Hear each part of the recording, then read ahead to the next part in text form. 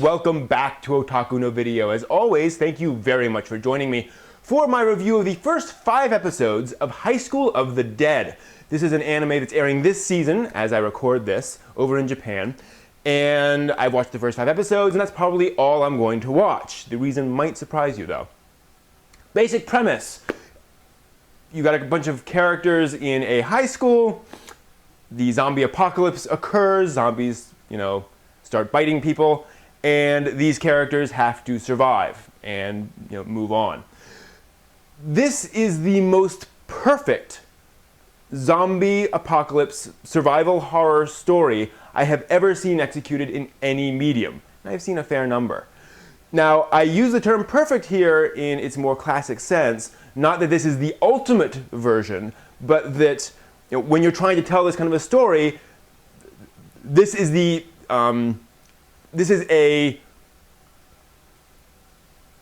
tells the story as it is meant to be told. It can be told in a variety of different ways, but this accomplishes its objectives. Full bore. The art is very detailed, obviously a very high animation budget. It's atmospheric, it's dark, it doesn't have the very bright colors of a typical anime. Characters have, blood-stained clothes a lot of the time, they're kind of ratty. Moreover, it has that oppressive feeling and that oppressive atmosphere of a good survival horror story. You never quite know when they're going to run into more zombies, or zombies just going to round a corner followed by 50 more zombies. It's very, very important. Moreover, it's a very disturbing, environment. They do a very good job. This is a TV anime, 13 episodes long, and there's only so much they can show on TV. So they do a good job of having a lot of gory things happen while not showing the gore precisely on TV. Just a lot of blood spatters and things like that, and zombies go flying, that kind of thing. But you understand what's happening, and there are a lot of teenage, high school girls and high school boys who you see getting devoured by zombies. It's really, really, as they're screaming in agony. It's disturbing at times, and it deals with a lot of the consequences of this kind of zombie apocalypse where zombie bites you, you then become a zombie. What does that mean for people and so forth? You don't want to get bit as soon as you're bit. That's a real problem. So that pulled me in. I was totally going for it. The main issue is the amount of fan service. This show has as much fan service as your average harem anime. I am not kidding. There are lots of panty flashes in every episode. There are Gynax bounces all over the place. And there's just a lot of fan service. And the problem with that is that in a harem anime, let's be honest, fan service is there to titillate, it's there to arouse, it's there to evoke certain emotions in people, especially guys. And the problem is when you see that content in the middle of a horrific sequence, there's some cognitive dissonance going on there. You're being pulled in 2 directions at once. There's actually a sequence, this isn't spoilers, there's a sequence where a girl gets attacked by zombies, she's dragged down by zombies, and you see, she's being devoured by zombies, and there's a panty shot right there. And it just feels wrong. And not wrong in the sense of, oh my gosh, sex. Wrong in the sense that that's just inappropriate for the sequence. It would be like having a drama and partway through a very serious dramatic scene inserting screwball comedy. It's just not appropriate. If you want to build up that drama, you got to sort of stick with the drama. You can have some comedy to sort of, relax here and there, but you need to build up the drama. You can't just bounce around. So that feels wrong, and there's a lot of it, and it just keeps on happening. And it's very blatant. The camera will just start on a girl's chest and then move up to her head, and with a Gynax bounce. And it's really, really disconcerting. So that's a problem. The other problem, in my opinion, is that with this kind of a story, survival horror, you don't really want to spend the first 3 episodes establishing who the characters are and going into a lot of character work early on so that you'll kind of see that as the zombie apocalypse happens. You kind of want to start with the zombie apocalypse and start with the action. And as a result, the characters are a little more simple. They certainly have complexities and depth to them, but in general, they're more archetypical with some twists, which is fine. However, with that set up, basically in any kind of survival story, what you want to see is if they respond to the situation appropriately, if they're able to sort of step up and survive and fight for survival, whether they do that with honor, if you will, or if they're stepping on everyone to get out of the way.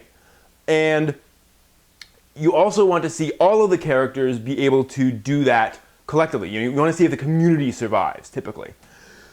And the problem is, by the end of episode 5, that's happened. The characters have come together as a team. This isn't. I don't really consider this a spoiler. I mean, who knows what's going to happen next?